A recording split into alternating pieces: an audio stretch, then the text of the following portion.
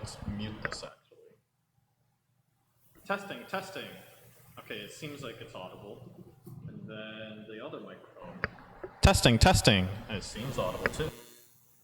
Perfect. Cool. So, yes. Yes. We were supposed to, pardon me, let me make sure all these are muted. If it doesn't work, we can use the lever and not Yeah, we couldn't get it installed earlier. I'll look into this later. Do you have a drawing app on here to use with the Wacom tablet? I think Krita? Yes. Okay. Do you want to use this for the time being or no? Yeah, it's fine. I just want to be able to switch between that and Krita. Okay. I assume you know alt tabbing. Alt tab to switch things. Yeah. All right. So take it away. I'll figure out where I want to sit. There it is. Hey everybody, are we live? Is this thing on?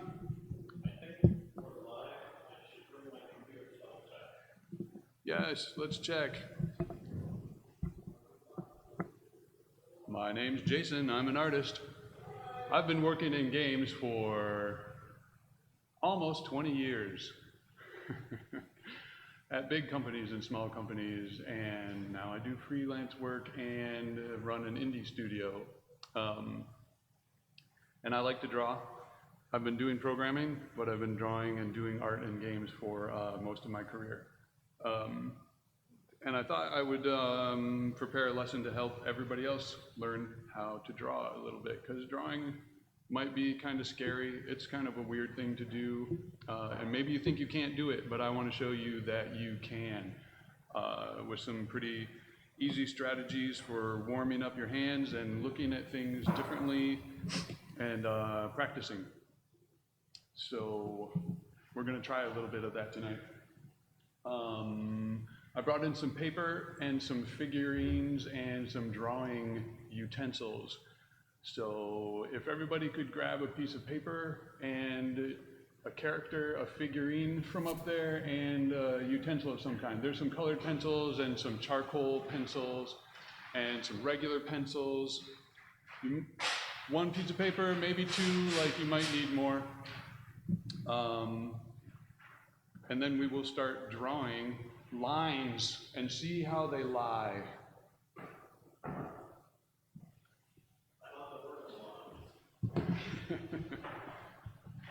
I'm gonna see if I can fire up Krita here.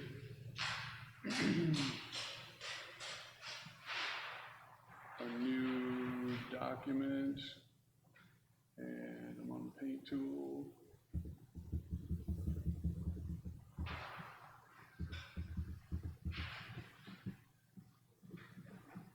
All right, that'll work.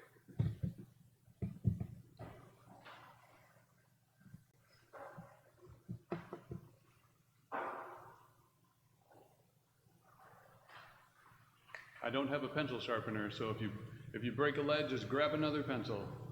I should say, for one of the exercises, you need two pencils, two writing utensils, so grab two.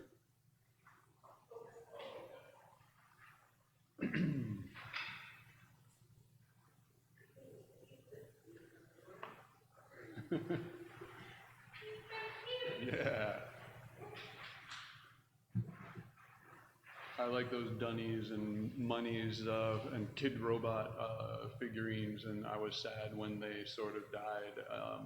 I had a lot of them, but the folks who started Kid Robot or were affiliated with it started up a new group, and they do Kickstarters, and they have an online store called Janky, and they have a bunch of crazy figures to get. Really fun stuff. Anyways, so some of the figures that I brought in were Kid Robot monies and dunnies and stuff. There are Lego figures and all kinds of things. It doesn't really matter if you're at home, like what you're gonna draw, just grab a piece of paper and a writing utensil of some kind, pen, pencil, charcoal, Conte crayon, or whatever you have. A crayon, that's fine. Paper, a writing utensil, and a figurine of some kind. Or, you know, your cat, or your dog, or a plant, anything really that you want to draw. So let's get to it and draw. Oh yeah, all right. I'm Jason. This is Lines That Lie and the Lies They Tell. This was a lesson that I prepared for the Game Art Orbit thing a while ago, and now I'm presenting it to you. So the reason I'm going to start off with explaining why lines are just lies. There are several reasons, and one of them is lines are used to create images on paper, on canvas, digitally, and they represent things, but they are not those things. They are just representations. Even photograph is just a representation of the thing that you took a photograph of, and so in one sense, it's all a lie. You know, we use lines to draw things like a pipe. And you look at those lines and you say, oh, that looks like a pipe. It's a pipe. But that's a lie. It's not a pipe. It's a picture of a pipe or a drawing of a pipe. And that's a really famous image in art history when somebody realized that and called it out. And it's sort of a joke, but it's become like a staple in art world that this is not a pipe. There's a drawing of a pipe and it says in French, this is not a pipe. Because it is not a pipe. It's a painting of a pipe. And then there's a lot of puns that have been done on that, like Mario, and this is not a pipe, and this is not a trap, which is kind of funny. So we're just going to keep going with that motif, or that theme, that lines are lies. They are just a bunch of marks on a paper, and they end up looking like something sometimes, and then you have communicated to the viewer the thing that you wanted to communicate, and that is a successful drawing, a successful image. When you're drawing, you are looking at an object or imagining an object, and you are translating, your brain is telling your hand to translate that from 3D in the real world or in your brain, translate that onto a piece of paper, and that's translating from 3D to 2D, and it's a really crazy thing that your brain is trying to do, and so it takes a lot of practice to develop the skill to be able to do that in a way that people will say looks good. I think as long as you communicated what your goal was, then it's successful, whether it's very well done or not very well done. And so one of the first exercises that I try to have people do is this finger drawing or air tracing exercise. And it's kind of like, what? What is that? Well, it's fun. So what I want you to do, and this may sound crazy, is to take a look at these three Scrabble tiles on the screen there, and look at them. And let's take the W, for example. And if you look at the leftmost corner and you put your finger on that corner, and then you draw with your finger down the left side to the bottom, and then up the right side to the right, and then up again to the top, and then down to the left again. You've just gone clockwise around that, and you've drawn that shape. Now take your finger and draw the W. Now draw the 4, right? And you can even draw the shadow. The shadow intersects the T and goes around like this. So the thing that you're doing here is your brain is telling your finger to draw this thing. And because your arm is one length, you're drawing on a plane in space. It's sort of like drawing on a piece of paper. So now we're just going to insert a pencil into that formula and a piece of paper and do the same exact thing. So if you ever think like, hey, I can't draw, just remember to take a step back and start with the air tracing exercise and just look at what you want to draw and trace it with your finger, and then you're already going down the road of telling your brain how to tell your hand how to draw that thing. It sounds crazy, but it works.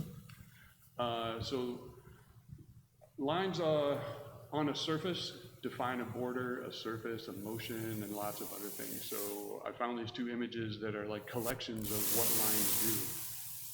There are famous artists like William de Kooning and Pablo Picasso and Vincent van Gogh who drew things, and they just use lines. And even in this de Kooning painting, I don't know what those lines are. Are they? Is it a person? Is it somebody with crazy hair, or is it like a horse? I don't know. It doesn't really matter. But these lines are like emoting to you and like giving you a feeling, and the way that they're angled and the curves that they have. Then you look at Pablo Picasso's picture, you obviously see a person, even though it's kind of messed up like Pablo Picasso does, you still get that idea that it's a person. The lines can be different thicknesses, but sometimes people call it the weight, and those can be used to communicate things differently. A thick line may be closer to you, a thin line may be farther away. And you can use different types of lines, straight, zigzag, broken, curved, to communicate different things. Like even if you're making a map and you want to indicate a path of some kind or a mountain range, I look at those squiggles and I see different things, right? You can also use lines to communicate texture. There's a block of texture in the middle there. I don't know what that is. Is it rocks? Is it a carpet, a rug, or some kind of fur, or like a close-up of skin? I don't know. Vincent van Gogh effectively uses lines here in he has different weights of line and different curves to the line, squiggles and stuff. And then you magically get a sense of a little village with the forest and bushes and fields, and maybe there's a path in there somewhere. And that's the magic of lines.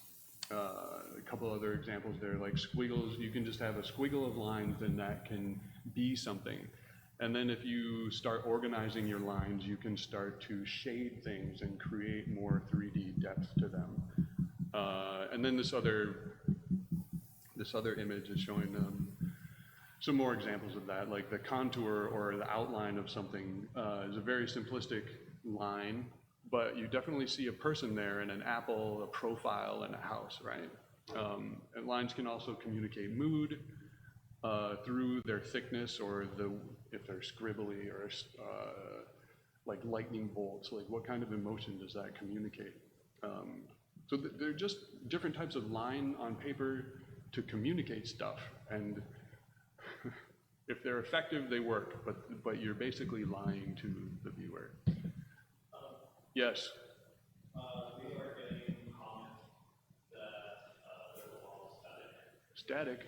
So see if moving the receiver or not does any better. How's that? We still have static? Any better or worse?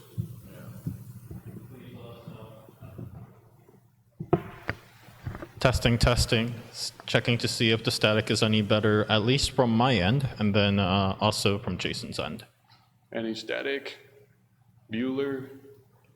Voodoo economics? Yeah, we should just keep talking for a static? while All right. because... I'll go on to the next slide. Oftentimes, artists will have a short warm-up period before they start doing their work. And so this is an image, and I want to do some practice with some of these warm-up activities. These look like scribbles, but there's definitely a purpose to these. Whoa.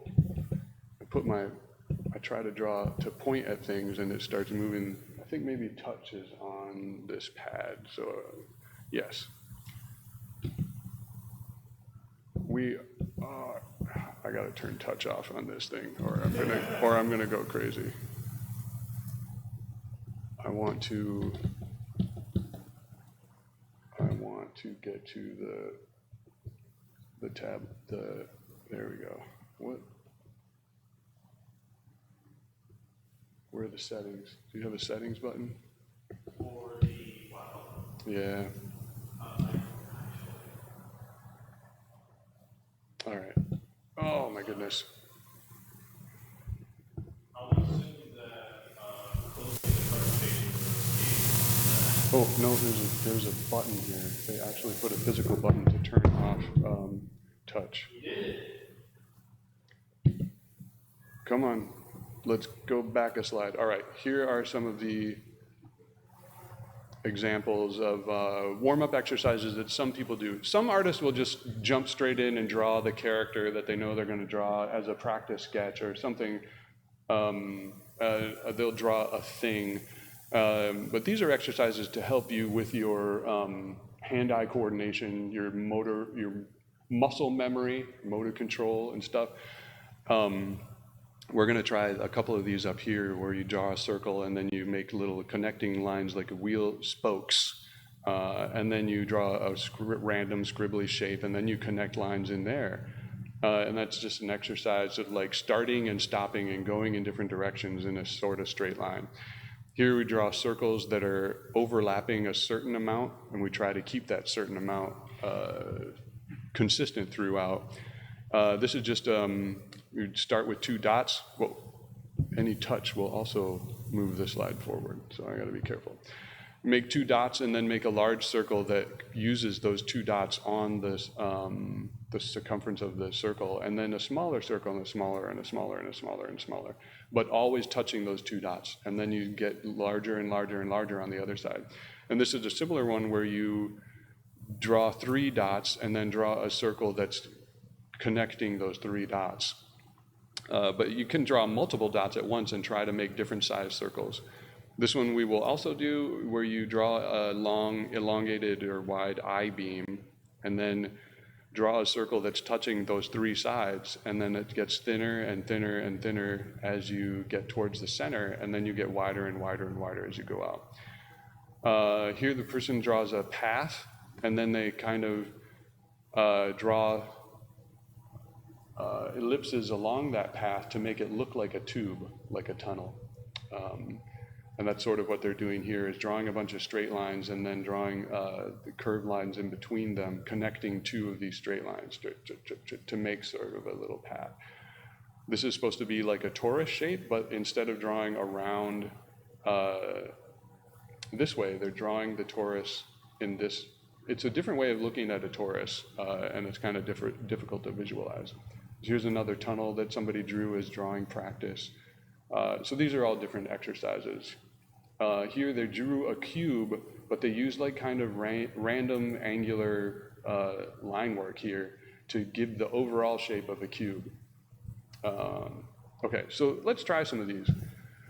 There are 4 here that I'd like to try. First, we draw a circle, and it doesn't have to be a perfect circle. It can be even an oval or an ellipse, it doesn't matter. And then you define the center, and you go out to the edge and then back and then out to the edge and back and out and back, and you make a pie shape.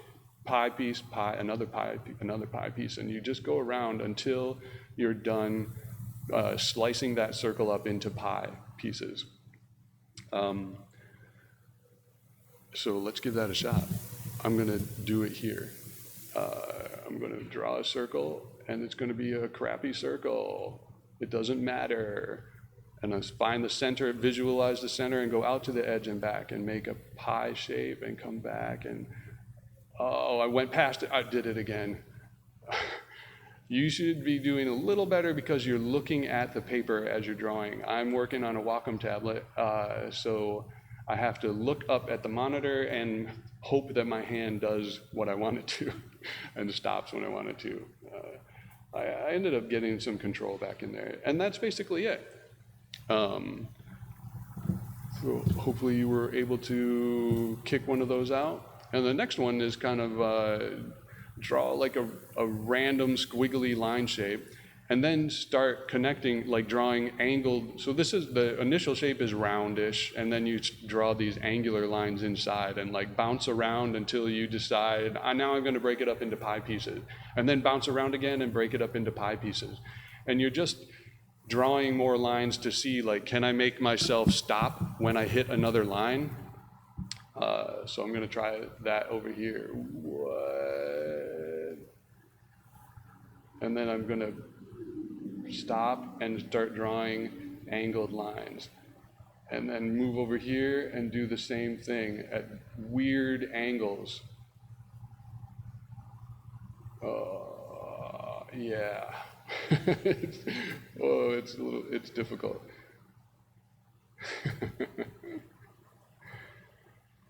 But this is working on your hand-eye coordination and your muscle control of doing little small things. So these motions are all captured in the palm of your hand. You're moving the pencil around, or a pen, or whatever it is, just doing little motions with the palm of your hand. You could do a huge one and like use your whole arm and see how you do that way. Sometimes it's good to work big and see if it changes the way that your body is functioning, how your brain handles it. All right, I'm going to start over here with the next lesson. Whoop. Here. This is the one that I mentioned before where you draw a bunch of dots. Here they drew 5 dots, and then they started drawing circles that connect 3 of those dots. And then they first chose these 3 dots, and then they chose these 3 dots, and then these 3 dots, and then these 3 dots, and they just keep drawing circles. They aren't perfect circles. They're loosey-goosey circles, but they're trying to hit those 3 dots. So that's your target. Can I hit these 3 dots and make circles? Oh, I gotta get on the right app here. So if I draw some circles, I'm gonna draw 7 circles, and then I'm gonna pick 3 and try to draw a circle that connects them. And I missed, but that's fine. And then I'm gonna draw, wow, that's not working, but that's part of the exercise, right? Let's draw these 3, all right? And then these 3 here. And, wow. I sort of lined them up. What if I draw these 3 here? Oh, that's a big circle that goes off the screen.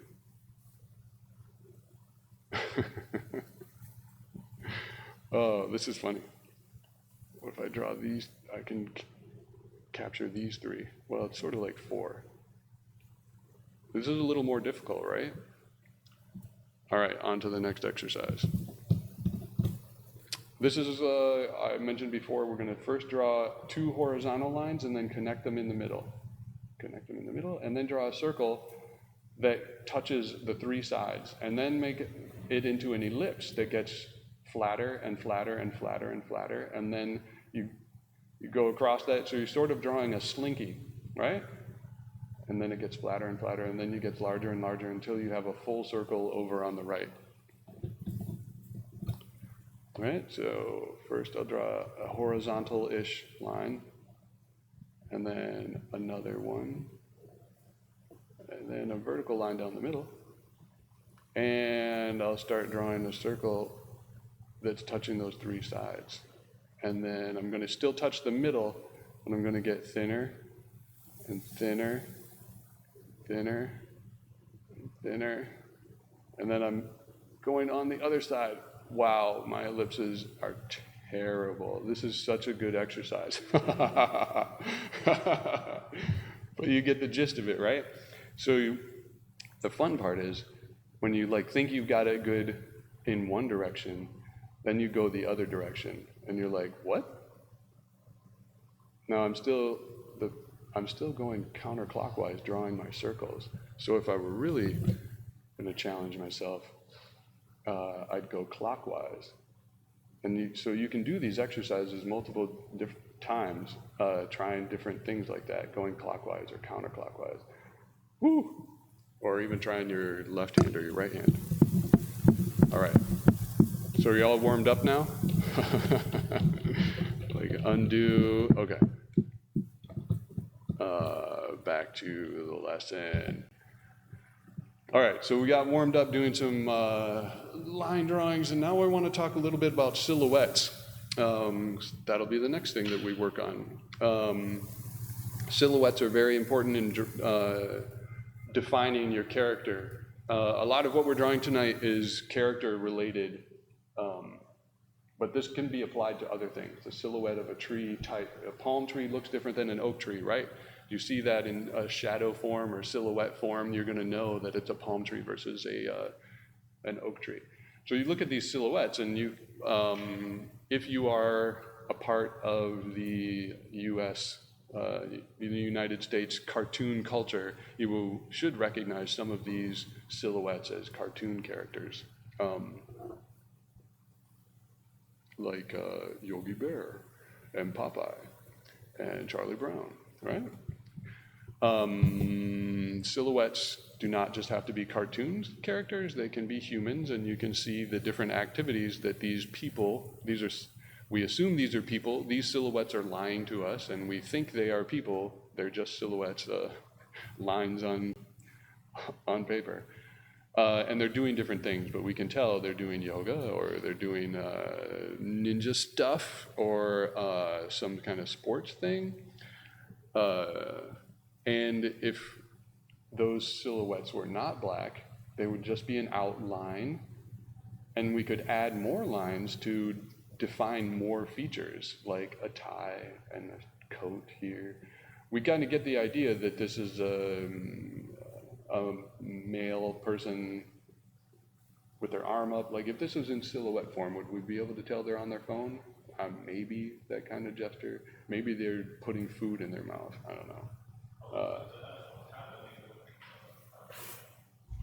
I was going to ask what's happening with that cheerleader pom-pom thing on the left group. Yeah, that This? one. Wait, cheerleader. This? No. You had your mouse up right there. Oh, that's a weightlifter. That's a weightlifter lifting Oh. weights. Wow, that's a terrible silhouette, I guess.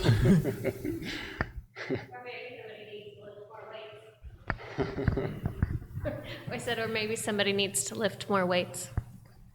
Fair.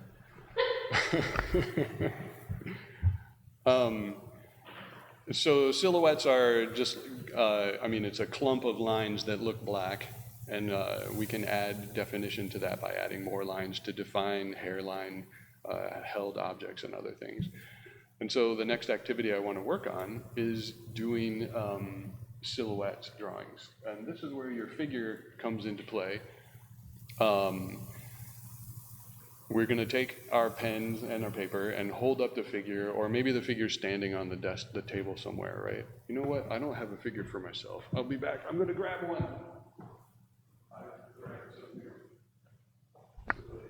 While Jason is working on that, so before anyone asks the question, why is the layout of the slides incorrect? We are using a PowerPoint presentation application that this presentation was not natively made for. So that is not to the fault of Why is it? the presenter right now. Why is what? Why is the text off center? Oh, I think that is either the interpretation of LibreOffice of my PowerPoint, or like I just was sloppy, which sometimes happens when you're in a hurry, right?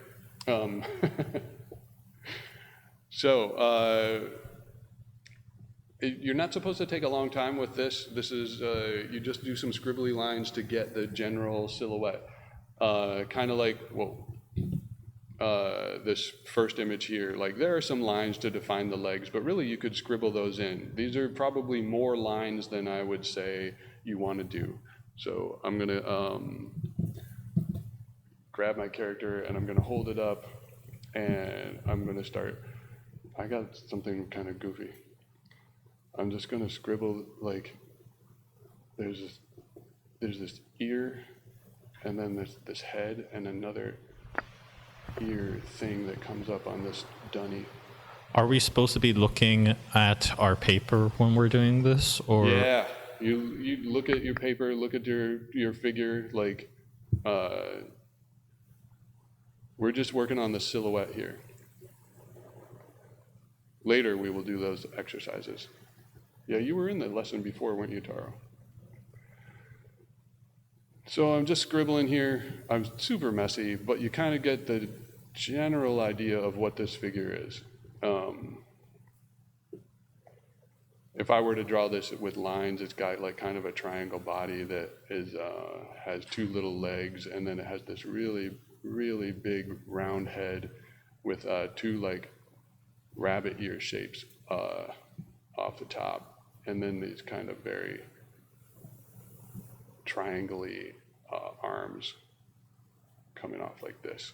And so that's what I was trying to capture with this scribble. And, like, I scribbled in one direction, but you can change it up and like scribble here to like get some different definition. And you don't have to scribble in a straight line either. Like if you feel like I'm gonna start with the head and I'm gonna make it like this shape like this, and then like the ear comes up like this.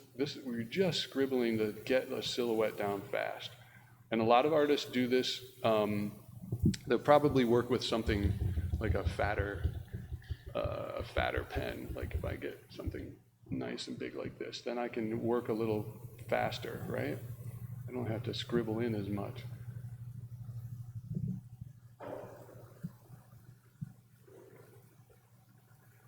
But a lot of times you want to get a feel, an idea of what your character is going to feel like in your game. Maybe you're trying to create like a big, heavy tank type of character. Then you probably have a smallish head and then a big triangle body that's like top heavy, and maybe a couple little legs to exaggerate how big that torso is, right? And then you have these big arms that come down into these giant fists. And I get a sense of this character just from the silhouette, like what they're about, what they're like, if they're powerful, how many hit points they have, and that kind of thing. And so that's basically what this is working on, is just throwing down some lines to try and get a sense of the silhouette of the character. And a lot of times it defines the character and also the character traits of that character. All right. Oh, I can just hold down undo. Oh, not, I used up all my undos. Can I delete this? Oh, I can, awesome. I'm not super familiar with Krita. And that was the silhouette practice. Hopefully you got one done while I was working on those. Let's move on. So the silhouette is kind of a shadow of the character, and that kind of gets us to light and shadow and color. The world is made up of light and shadow and color. It is not made up of lines. Manet said famously, there are no lines in nature, only areas of color, one against another. And I think that was true for even man-made or human-made things. It looks like there are lines, like even between the floorboards in this room. Those look like lines because the wood pieces come so close together that it looks like a line dividing them, but it's not. It's a little depression, and it's a little darker in there because less light gets in there. And so it's in shadow. It is not a line. But we can use lines to define those areas of color and give them shape. We can use lines to define the edges of things, like we did when we were tracing the Scrabble tiles. It's a line around that Scrabble tile is a square, right? So you can use line to define shadow, contrast, wrinkles, or basically everything. So if you look at this picture to the right, is that a Manet? It might or might not be, I'm not sure. The painting is all colors, light and shadow, and you get the idea that this is a picture of some people having a picnic in the forest or in the woods somewhere. But if we took away all the color and shadow that make up that image, and we traced all of them around the contours of all of those things with lines, you'd get a different kind of image, but it would still communicate some people in the wooded area having a picnic. Both of them are lies. And then we have something called implied lines, where we often draw lines to define an object. You can sometimes not draw lines and have the perception that there is a line there. So on the leftmost image, where's my mouse? These are actual lines doing actual things, but these are implied lines. So a row of dots implies a line. We sort of naturally feel like, oh, there's a line of dots. Here's a line of dashes. The line that the top of these bars convey, right? These look like telephone poles to me, or electric poles, or whatever, and because they're descending in shape, it feels like they're going off in space. There's a line of perspective there. Here we drew an outline around this apple, but we don't need to do that. We can, with shadow and light, like have some implied lines. Obviously, these random shapes of color and the lack of color imply an outline of an elephant.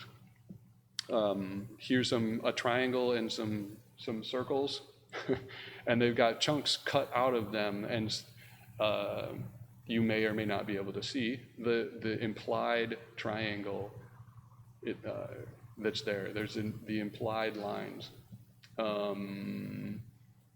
And there's some more stuff about lines. Here's an outline, just outlining an arm or a leg. Looks like a leg. But here's some contour lines that define that shape a little better. And then cross contour, like adding more definition inside, and then you start hatching to like create some. I can tell now that the light is coming from this direction, so there's hatching to create some shadow, and then you do more cross hatching against that in the opposite direction, crosswise, to create even more shading. And they're all just lines. So lines and implied lines. There's lots of power in what you put down on paper or what you don't put down. Here's some more implied lines. So when you're drawing an image or taking a photograph even, if you can imagine the rule of thirds, where your image is divided by 2 vertical lines and 2 horizontal lines. So you divide the image into thirds, and there are 9 areas. And you put your focal point, that is the subject of your photograph, at the crossing of one of those lines. This surfer is here at the crossing of these 2 lines. The surfer could have been over here, or it could have been down here, but the surfer is here at the cross line, right? And the top of the ocean is here at this horizontal line. And this image feels a lot better. People tend to like this kind of image better than if the ocean were right in the center, and if this surfer were right in the center, or like cut off and had their head down here or something, right? So when you're taking a photograph, see if you can put a focal point on one of these lines, like the horizon here and the beach, like they kind of match up. It doesn't have to be perfect, but it's kind of close enough that it feels nice. And this will make your photographs and your drawings feel a little nicer, a little more professional. Okay, this is the one where you need 2 pencils or 2 pens.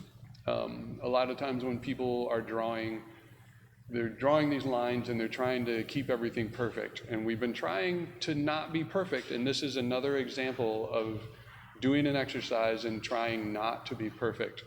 So you take 2 pencils and you hold them together and you draw 2 lines at the same time and try to draw your figurine or your plant or whatever, your cat or whatever it is you have at home.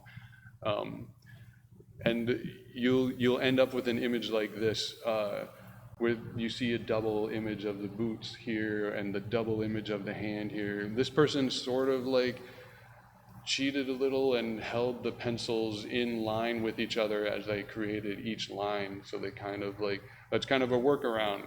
But the goal is that you go, well, it's not going to be perfect because I'm drawing 2 lines, and then you sort of just go with the flow and try to have fun and make something and not care that it's not perfect. I'm not sure if I can do this in Krita, if there's a way to do a double.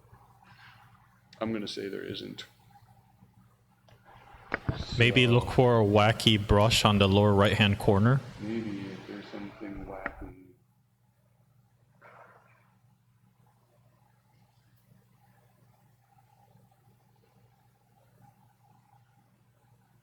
Right? Something like this.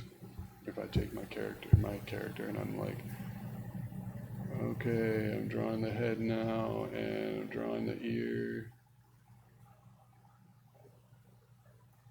I didn't make a big enough head. All right, I'm drawing the body. It's kind of a triangle body. And I'll draw a little hand here, arm. And it has like one eye in the center. Yeah, that worked all right. So the end goal is like you get a very loose interpretation of what your character looks like, your figurine or your plant or your cat, and it's messy, and that's fine. You're just practicing putting lines down. Drawing is not scary or hard or weird. Yeah. All right, I'm gonna.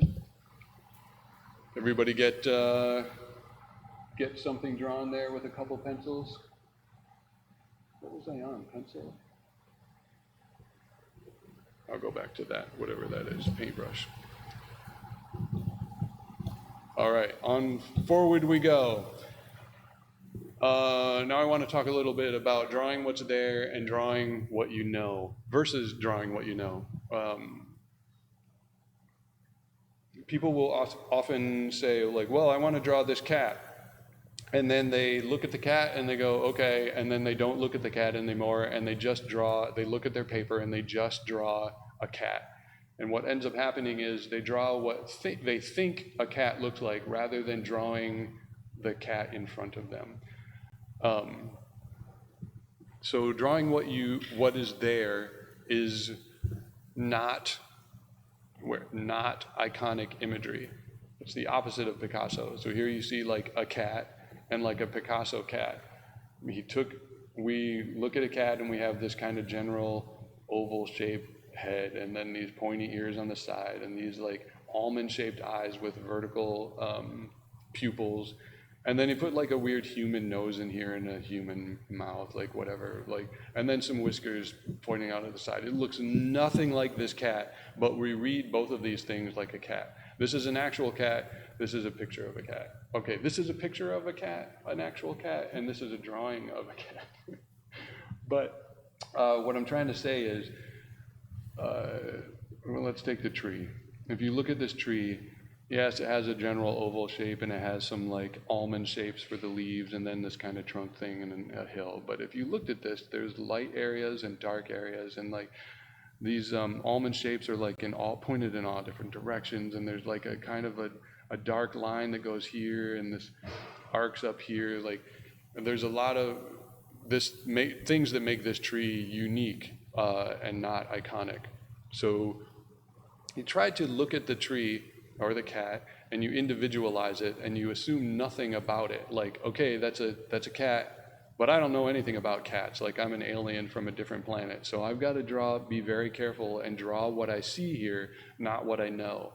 And so a lot of people get into trouble where they're like, oh, you know, like the cat and it's got a circle head and like circle eyes, and then they end up drawing the cartoon of a cat.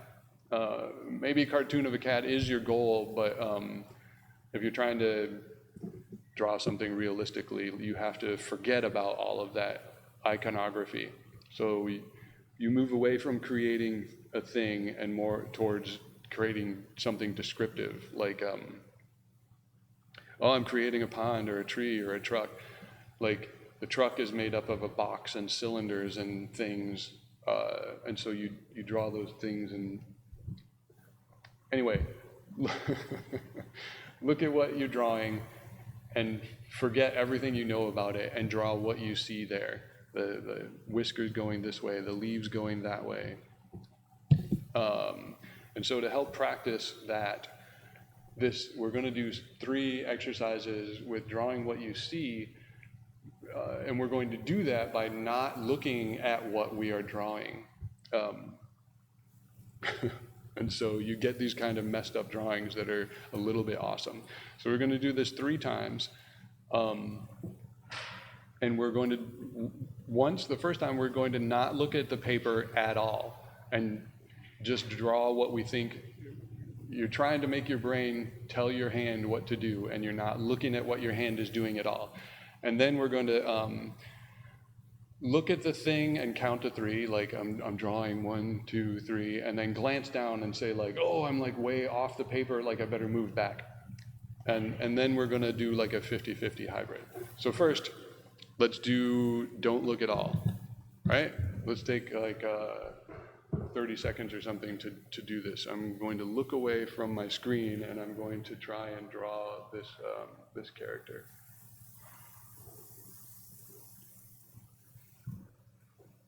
It's got an ear up here, and then it's got another ear over here. I'm going to draw the eye this time, and then it's got the body coming down here like this that sort of forms a triangle, and then it's got these teardrop arms. I think there's a little thumb, and I bet I totally missed where this arm goes, and a little thumb in there. Got it. Yeah. Oh, look, I'm not drawing hard enough at all, and I drew a complete mess. And that's kind of the point. Maybe I should, nope, that's not hard enough either. Is this paintbrush better? Yeah, oh, that's way better. All right. Let's delete that and go to our next thing where we're going to do a 3-second glance, right? You draw for 3 seconds, and then you glance at where your pencil is, and you fix it. Like, oh, I'm trying to draw the eye, and I'm way out here. I need to like move back to the correct area. Okay? All right. So I'm going to draw this circle for the head, and then I'm going to start drawing the ear, and oh, I got to fix it. Oh, okay. Now I'm back looking at my thing. I'm going to draw the other ear, and then I'm going to look, oh, yeah, that's not too bad. All right, now I'm going to start the body. 1, 2, 3, okay, fix it, and go back. 1, 2, 3, okay. Now I can draw an arm over here, and 2, 3, and a little thumb, and position myself for the other arm. All right, 1, 2, 3, all right, and you end up with something a little better, right? A little better than that first time. I kind of like that one, but I'm going to delete it. Bye. And we'll try this one more time, where we'll kind of glance back and forth, just like looking back and forth at the thing, right? You don't want to draw what you know, you want to draw what you see, and you check in with your hand pretty regularly. So draw my circle head here, and draw an ear, and draw another ear. I'm off the page, whatever. I'll draw the eye here. It's got this mouth I keep not drawing. And body comes down like this, the other side is down like this. It's kind of like, yeah. See, I looked too long on my drawing and I drew the wrong thing. I drew what I thought it should look like, not what it does look like. And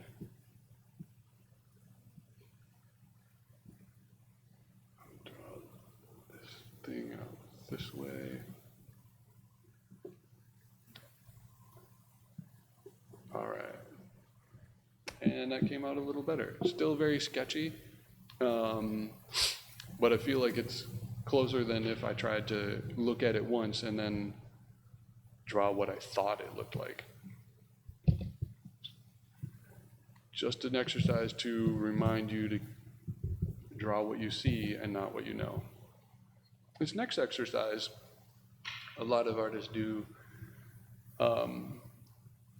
to stop themselves from creating really sketchy drawings, because a lot of artists will draw a little line and pick up their pencil and draw another little line.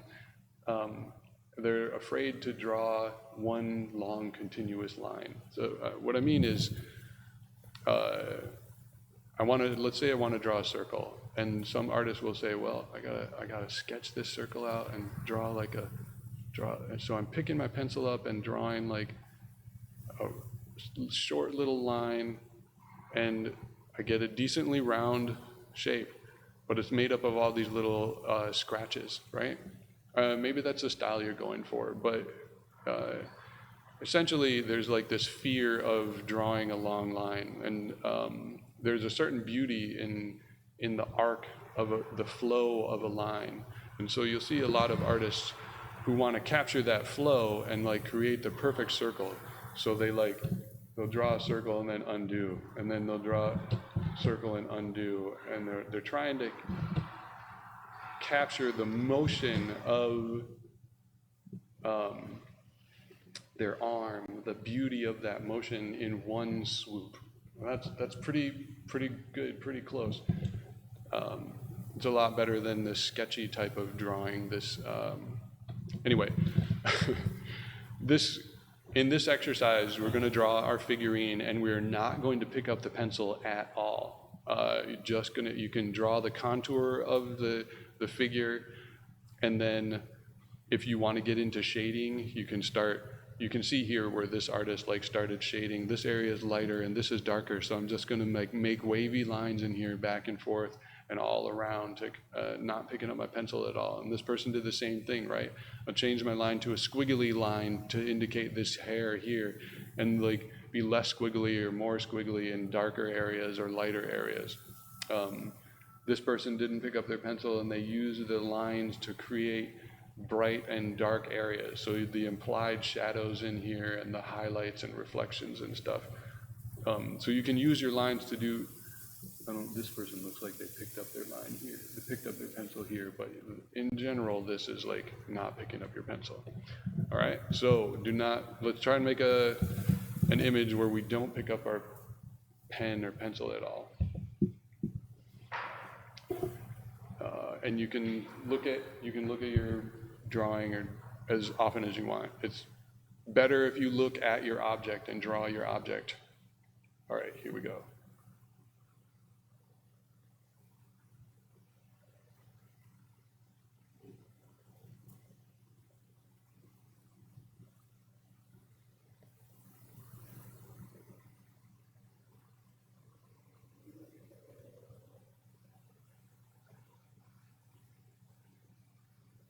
Ooh, I had to lift up and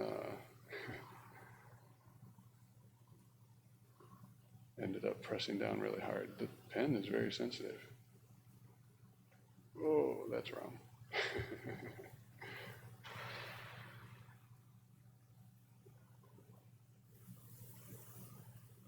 So you end up getting a sketchy type of drawing, but it's sketchy for a different reason, because you're not picking up the pencil at all. But it's just to get comfortable with making longer lines rather than sketchier lines.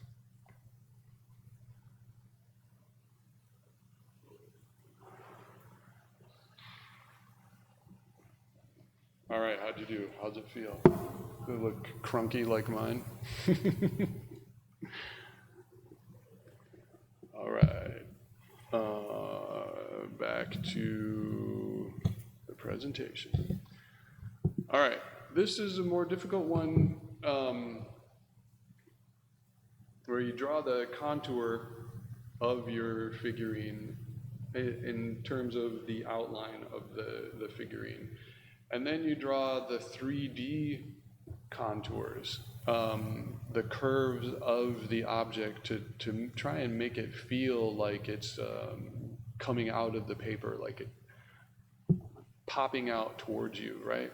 So I get the sense that this is a hand, and then the thumb is rounded based on these contour lines. I see that they're holding a ball or an apple because these contour lines are arcing up, like if it's if it's over my eyelid, like it arcs up, and if it's below my line of sight, it arcs down. And so that feels like a sphere, an apple or something. And then this finger's like pointed kind of right at me, so I see the tip, and then these round lines that show me the arc of the finger. This is a contour, topographical contour lines in one direction only, and then these two images have topographical contour lines going in two directions. And so that's more like a polygon of a 3D object, right? But it's kind of loosey-goosey, and like you're drawing this round shape. The shell is pretty easy with these very circular lines and stuff, and then like these arcs to show the length of it going back in space. All right, I'm going to stop talking and try to draw my my little money here. Oh, I got to get on the pen tool. Yeah, I should make it a little smaller, maybe 30. All right. So first, I'm going to draw the contour of the outside of it, of this money. Looking at it regularly to check in with myself, make sure I'm drawing the right thing the right way. It's got this mouth here, and coming off of that mouth is these legs that form the body.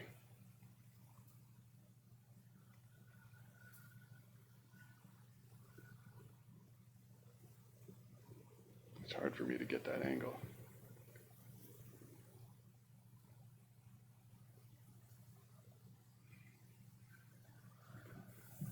All right, this is going to take some time. This is a little longer drawing.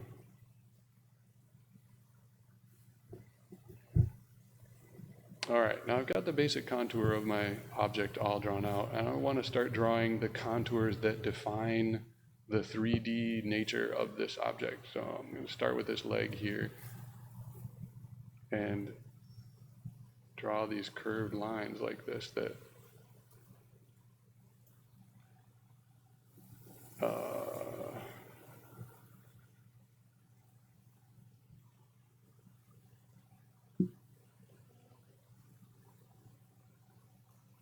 make it feel like it's round, right?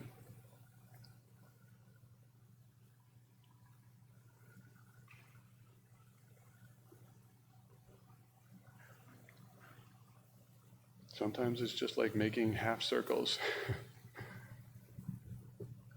This guy's pretty straightforward in that sense. You might have something way more complex that you have to do a lot more thinking about, like the waves of how those lines go over the surface. And these are imaginary lines. They're in your head that you're trying to put down on paper, right? Well, that was the wrong direction for that line. It looks just wrong.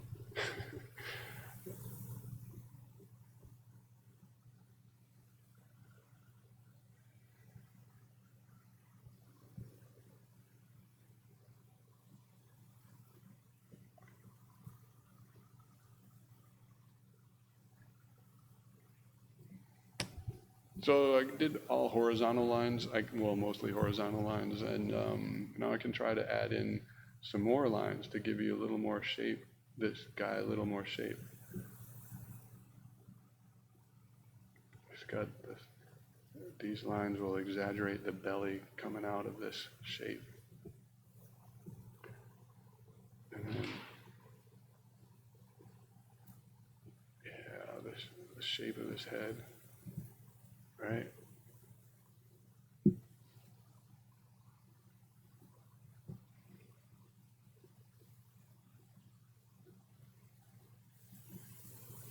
It's kind of like I built this in 3D now.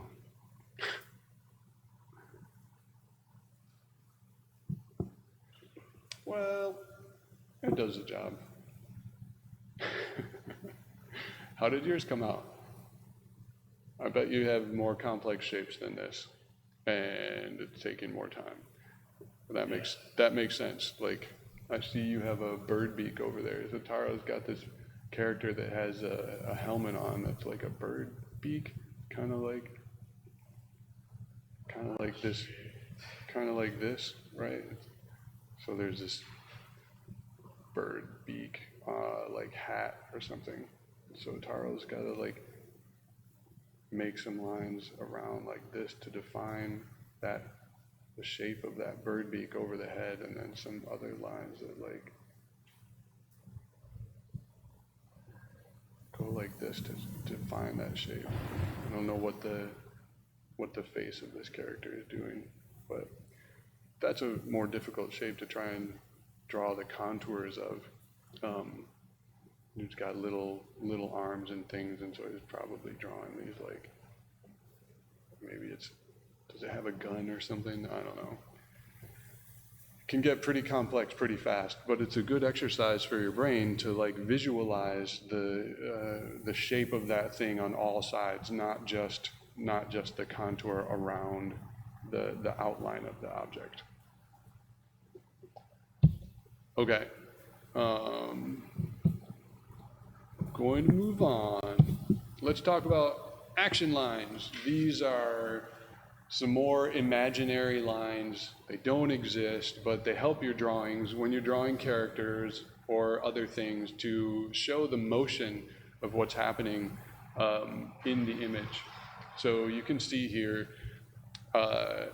action line typically follows the spine. And the head might be included in it because oftentimes humans move with their head first, and then their spine follows, and then their legs and limbs follow from that. So this person's jumping and they form this nice arc. And this arm is sort of flowing off of that, like the tail of a comet, flowing off of that action line. And to make it even more exciting, there's this arm and this leg that are perpendicular to that action line. So now this feels very dynamic. And this person is like, they're falling away or something, they're scared and they're jumping back, or maybe they got punched. And so this action line is this arc, and then their head follows that. And then they have, it feels like they got punched because this arm and this arm and this leg are all like perpendicular to this action line. So it feels like a jumbled craziness. This person has a little of both, right? It looks like they're falling or crying out to someone, right? And so there's this action line, and this leg here sort of follows it, but this arm is definitely perpendicular, and this leg is definitely perpendicular, and this one is perpendicular. So like most everything just feels like, anyways, the action line defines the main movement of the character, and then you can exaggerate that with similar flowing limbs off of the character, or you can make it feel more dynamic and crazy sometimes with perpendicular lines.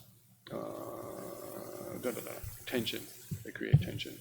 So here's some examples of cartoon characters where there's an action line defined, and then they draw these simple 3D shapes with like some contour to them to kind of define the primitive shapes that make up this character, right?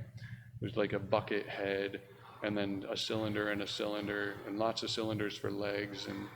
But you can see these action lines, right? This leg follows this curve of the spine, and then the head is leaning back, following that action line, and it feels very balanced and nice. And then there's some dynamism with the angled arms coming off of it.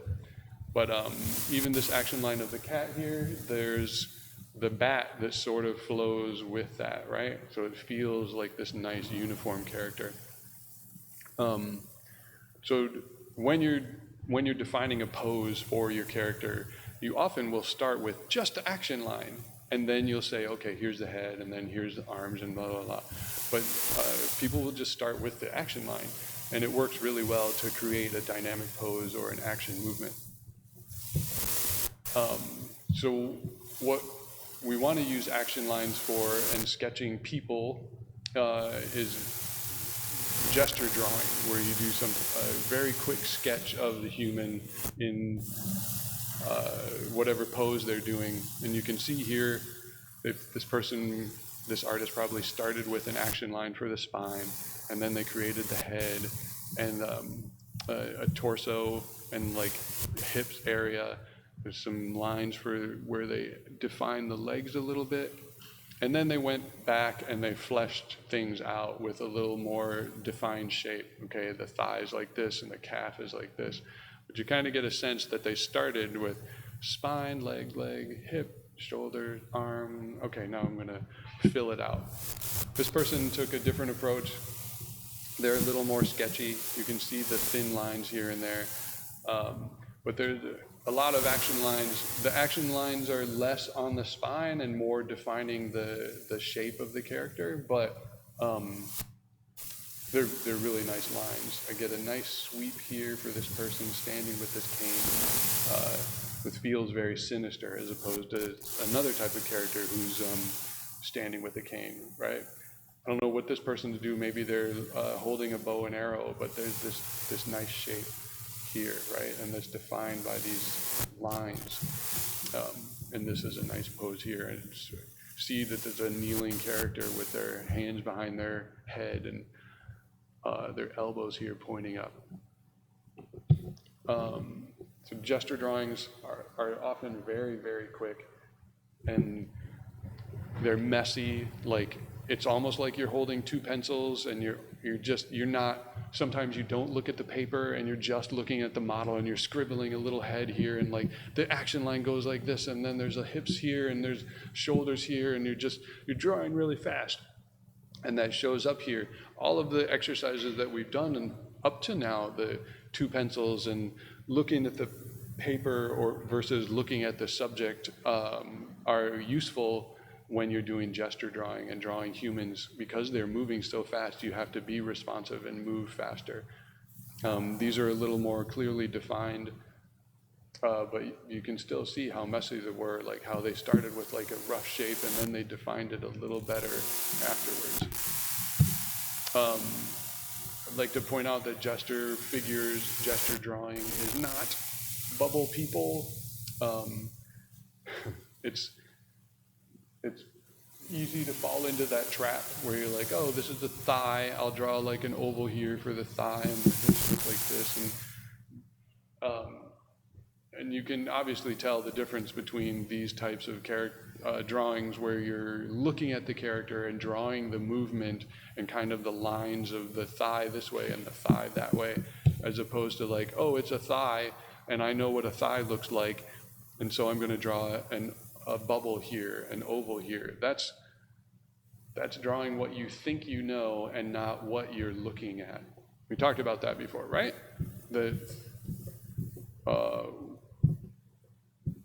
Drawing what you see in the tree and not what you think you know a tree looks like.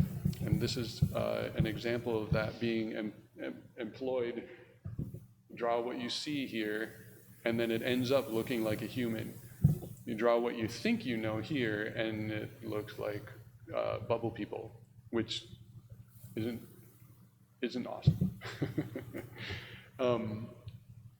This is a little note about ribs and hips. Like, so when you're doing gesture drawings, you will often like define the spine with the action line, the curve of the spine, and then a quick oval to define the ribs. And the rib cage looks like this. It arcs up in the middle, in the front and the back, and like it holds your lungs. And so it's not an oval. An oval is a very rough shape, but you can kind of guesstimate that.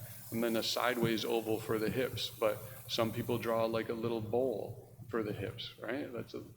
Some people will draw the hip bone like two little ovals over here, right? So that was just a note on the ribs, hips, and spine, because we'll be talking about that later. It's very important to keep those in mind when you're drawing humans. Here's some more action lines. If you really exaggerate action lines, you can get some really dynamic poses that are really fun. This looks like the happiest person ever running and jumping in a field of flowers. And This person is pointing at something, which is fine. But if you put a little action line in it and the leg and the arm follow that action line, this looks even more emotive, right? And then if we do that, we exaggerate that even more, and we add an arm at a perpendicular angle to the action line or a leg at a perpendicular angle, then it has a different emotion, and it feels much more exciting. Objection. What's that? The gesture looks a lot like Ace Attorney's objection. Objection.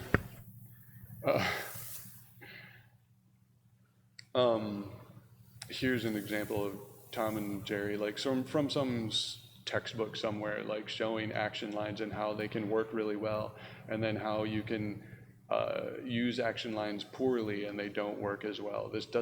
This punching doesn't feel as dynamic or explosive or exciting as this one over here. This is bad, this is good. You can see how this action line of this arc of the back followed by the leg and the club or whatever that is feels a lot better than this one here. And the same thing for this. So, and you can get those action lines better if you use long flowing lines and not like sketchy little lines.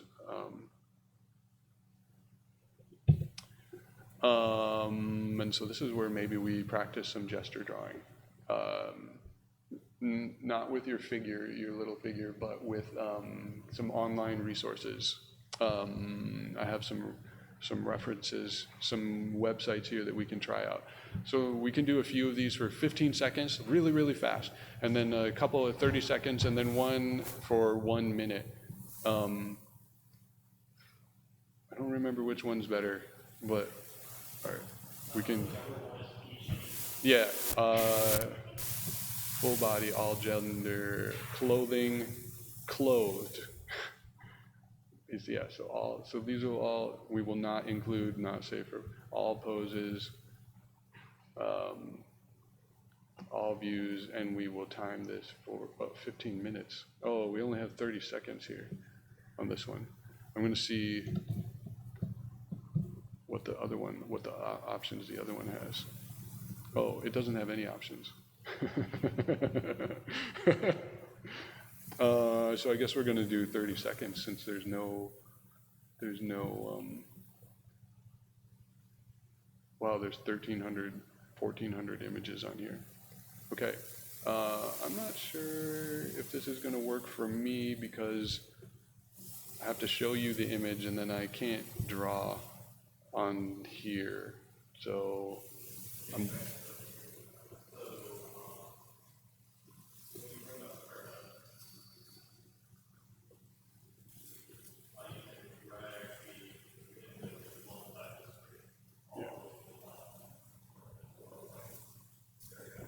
Whoa, nice, nice.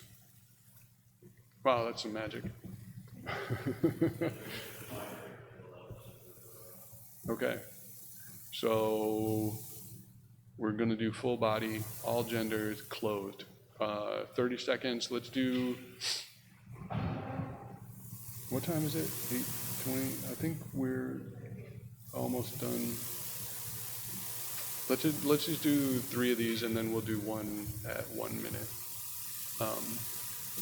So this is a good way to kind of get the sense of like what 30 seconds is and how fast you have to work. Okay. What? Okay, what? Question from chat was, what is the website Jason is using? Oh, this is reference.sketchdaily.net.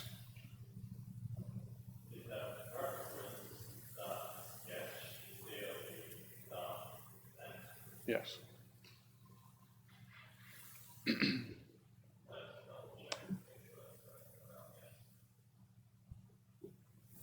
Yeah, so be careful. You can, wait, oh, it reset it.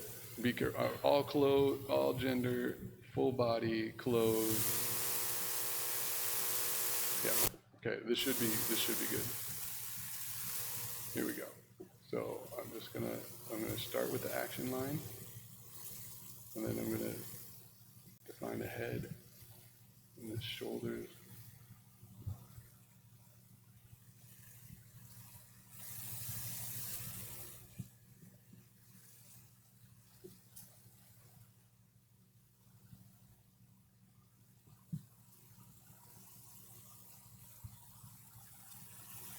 And 30 seconds is up. And we have another one. That's a bad one. I'm going to go forward. Here's an okay one. Action line.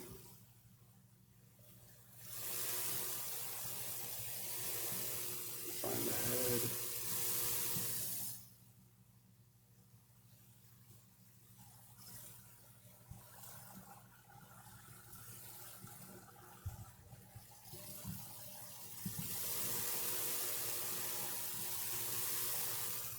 Oh, 30 seconds is gone before you know it. Here's just a guy sitting. Find the action line. Not much action here.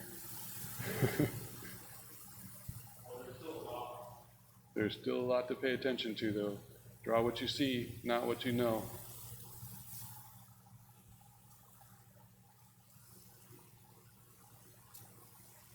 And wow, I didn't even get the head in there. All right, we've done 3. Let's stop zombie lady there.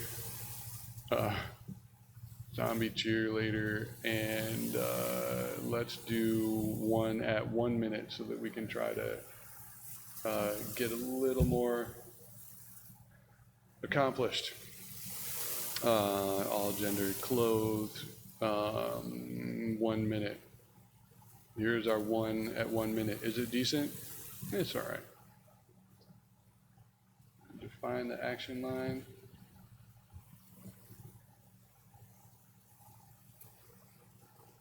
Head. Oh, look at those shoulders. They're at a very strong angle.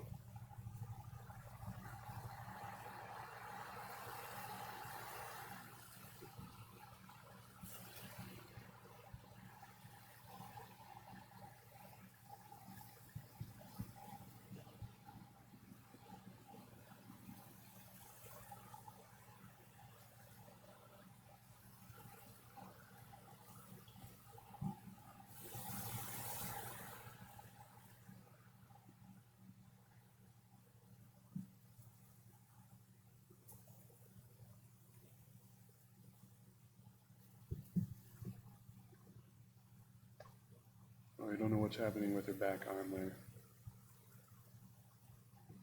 Yeah, I didn't really spend my time wisely there. All right, done a few of these. That's gesture drawing. Where's my presentation? Is it this one? Yes? Yes. All right. So you can check out that website and practice drawing characters. And obviously they had a lot of different lengths of time. You can hold those up. So you can focus on the full body or just the face or different body parts to practice.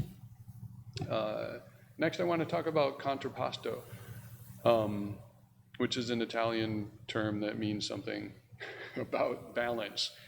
And oftentimes the human, because they have a weight to them, gravity affects them. Humans try to be balanced. And sometimes, not very often, you will see humans standing with hips that are parallel to the ground and shoulders that are parallel to the ground. But that's not always a comfortable way to stand. And so oftentimes humans will shift their weight from one leg to the other leg, from one foot to the other foot. And doing that shifting, putting all of that weight on one leg causes that hip to go higher. And then the other leg does what it does. Sometimes it's off to the side, and sometimes it's like closer to the other foot, but the knee is bent. And then, because this hip is higher, your shoulders have to do the opposite motion or angle in order to balance your figure. And sometimes your head does a little bit too. But often humans want to keep their they want to keep their eyes straight, like parallel to the ground. So, but contrapposto is more about the shoulders and the hips being at opposite angles like this. Not opposite, like juxtaposed angles. And you can see this in this statue of David over in Italy or somewhere, right? By Michelangelo. So the hips are going in one direction and the shoulders are going in the other direction, exactly like this figure over here. Here's another example of that. This guy standing here, you can see the action line of his head and spine, and then the hips are at this angle and the shoulders are at the opposite angle. And here is a primitive figure of that. This block chest and block hips are at these opposing angles. This contrapposto is just trying to find balance for the character. And so if you combine action lines and the contrapposto, you can make sure that your characters look and feel balanced when you're drawing them. They'll feel a lot better, they'll look a lot more professional. So pay attention to the action line of the spine, and then the angles of the hips and the shoulders. You can see they're doing opposite things here. I mean, this one, she's leaning over, she's obviously off balance, and they're like both going in the same way. This feels very unsettled and unbalanced, and that's the whole point of this. But in the other ones, excuse me, the shoulders are balanced with the hips so that these are sturdy, balanced looking poses. So these are mannequins. That is kind of an old thing that artists used to use as reference when they didn't have the internet to look at poses, or like Clip Studio Paint or models of figures in 3D apps that you can look at and trace over or draw or use as reference. Artists used to use these mannequins to do a pose, and then they could draw the pose and draw clothing over it and whatever. But basically, what these mannequins are is cylinders for the arms and legs and stuff, and then balls or spheres for the joints. And so building a character out of cylinders and spheres will help your characters have more depth and weight to them when you're drawing stuff. So using spheres and cylinders help you build good structure to have solid contours. Like in this artist is drawing these different poses using a kind of mannequin style. They start with an action line you can't see, but they must have had one, right? And then they posed the shoulders and the hips, and then they started drawing these cylinders and ball joints for the limbs and joints and things. And that's a really good strategy for building up your characters and helping them to feel not flat or like bubble characters. And here is another example of that. Drawing cylinders and spheres for the limbs and joints. So let's try some of that.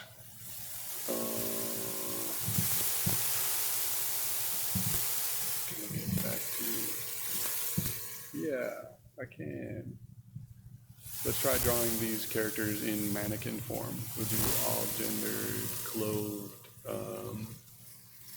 Let's do action poses from the front, and should we do 5 minutes? Yeah, let's do a 5 minute. Let's find a good one too.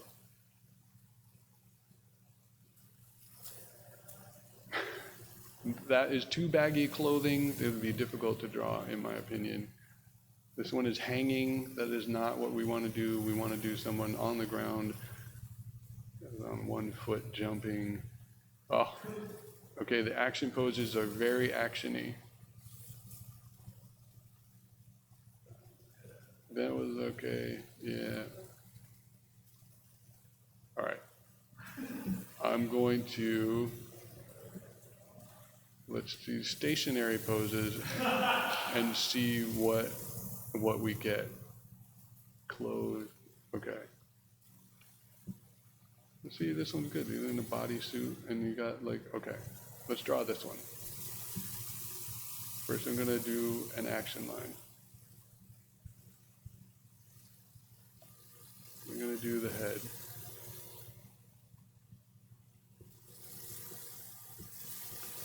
I'm gonna do the shoulders and the hips. I think she's got a lot of her weight on her left foot, so that hip is a little higher, and her shoulders are pretty even, but I'm going to make her right shoulder a little higher. And I'm going to do a rib cage and hips. And then start defining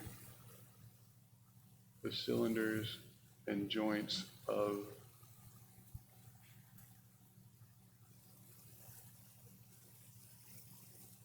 this mannequin figure, right? We're doing mannequins this time. But I had to lay in the groundwork of the action line and the hips and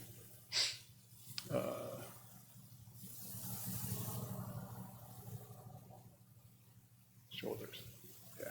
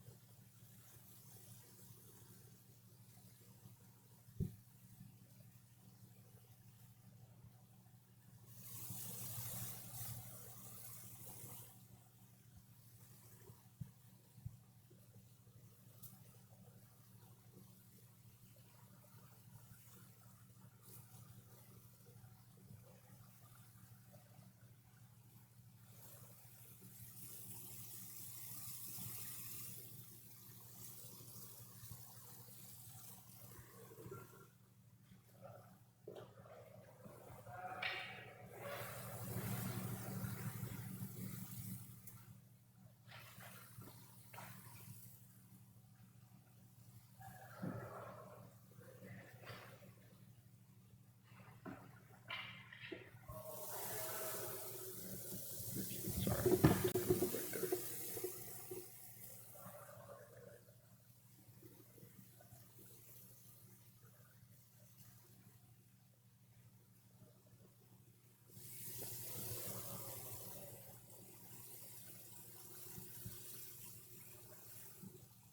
All right, we have 2 minutes left.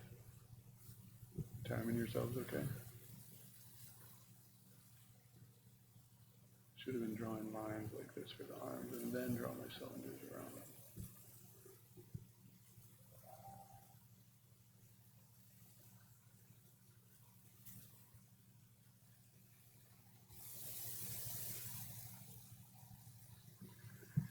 Hands are pretty hard. We didn't get into hands.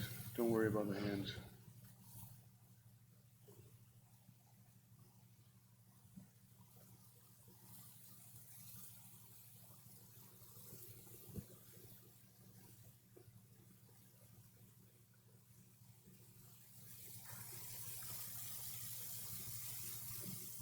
All right.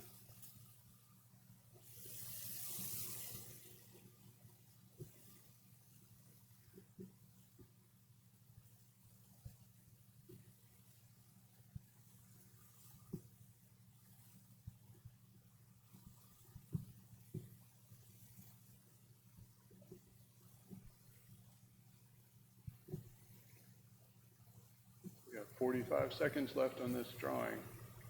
How are your mannequins coming out? Just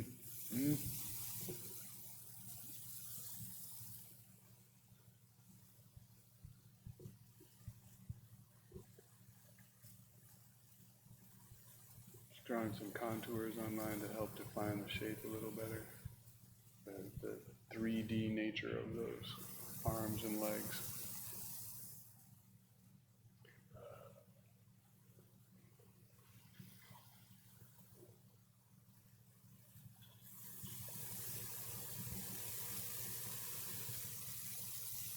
Sometimes it's hard not to go from I'm drawing a cylinder into I'm drawing a bubble.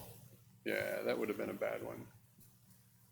Also bad. And we got a pretty good one from the first shot. Anyway, so you can see like the kind of image poses that they have on this website that can be helpful for practicing drawing humans. And the more practice you do, the better you will get. And I think that's about it. Good job. You made it through. Now you know how to lie with lies. So do your practice, warm up, and don't be afraid to draw. Go draw good things. Thanks for coming. Yeah. Are there any questions so far here in the audience and as well as in the chat? Any questions to the speaker?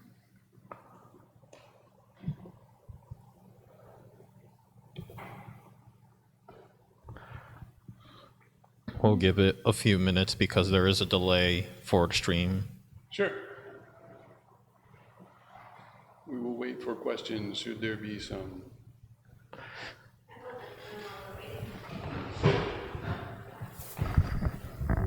Okay, so what sort of things do you recommend for like tools to have? I mean, obviously we did a lot just with pencils here, but for a non-technical artist who is interested in at least starting for the prototype of the game that I want to do, obviously somehow that gets transferred into digital, but I'm guessing I probably don't need something as fancy as a Wacom or whatever they're called.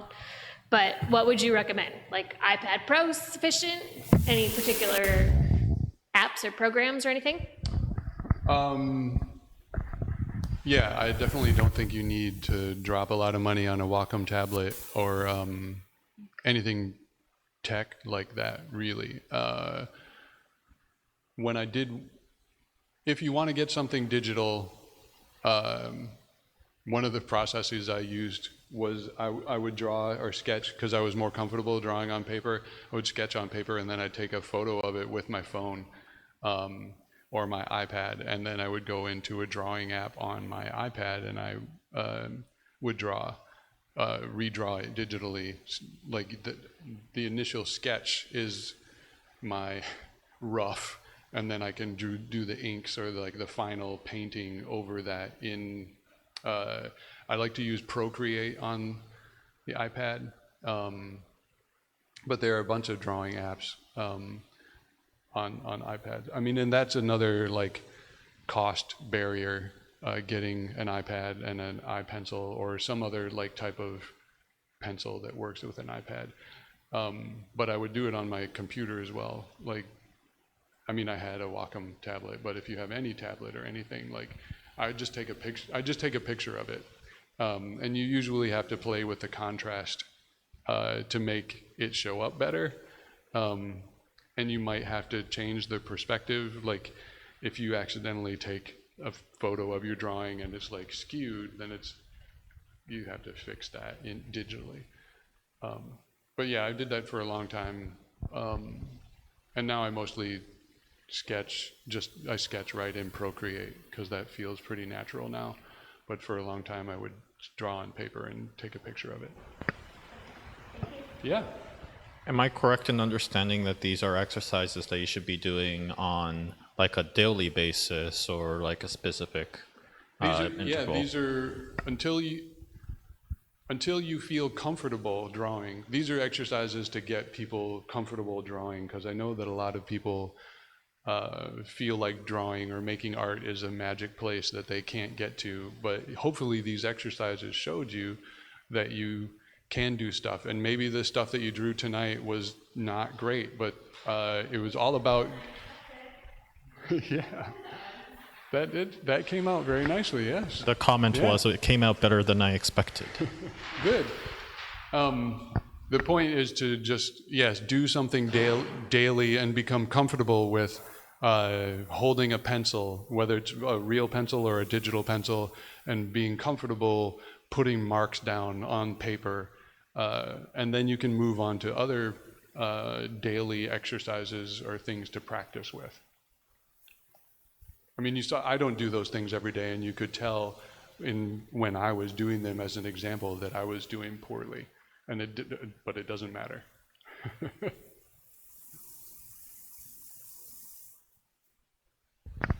We only have one comment so far. Thank you, Jason. Awesome. I Thanks a assume lot. Thanks for Abigail. coming or watching. I hope that you have more confidence now in drawing something or being able to create some kind of artwork. So go and try to do more, please. Thanks. Okay, bye.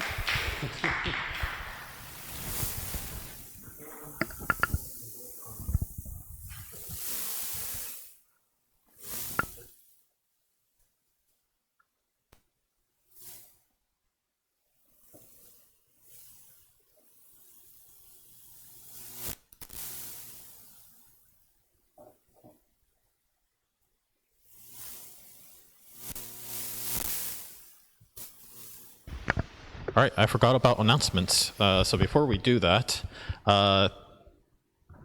thank you, Jason. We haven't stopped the stream yet, right? It's still up online. I didn't stop it. All right, so I think that's just, yeah, figures that. I was a little scared looking at the projector there. So the next lesson is on making gameplay videos. I have not checked who the speaker is, but that is what's coming up next. So if you're interested in making game trailers, or you're interested in, general live streaming like we're doing right now, there will be a tutorial on that very soon next month. As a reminder that we regularly hold these events on the second Thursday of the month in Eastern New York time. And I believe that would obviously be the last one for this year, the next upcoming stream, since we do it on the monthly basis. And also, I want to quickly plug, as you've probably seen in the chat, the Patreon, available at patreon.com/TechValleyGamespace. If any of this was to the interest of, if any of this was interesting to you, you can and you'd like to donate to our organization, that is a fantastic website to do so. Finally, the recording will eventually be up, the more polished one anyways, will be eventually up on YouTube. So hopefully we can kind of sort of fix a little bit of the static issue we were seeing early on during the stream through hopefully post-editing. So I hope you're all looking forward to that. But in any case, our YouTube site is at youtube.com/c/TechValleyGamespace. That is, again, youtube.com/c/TechValleyGamespace. All right, thank you for joining in. And thank you again, Jason Harlow, for pulling together this presentation. See you next time.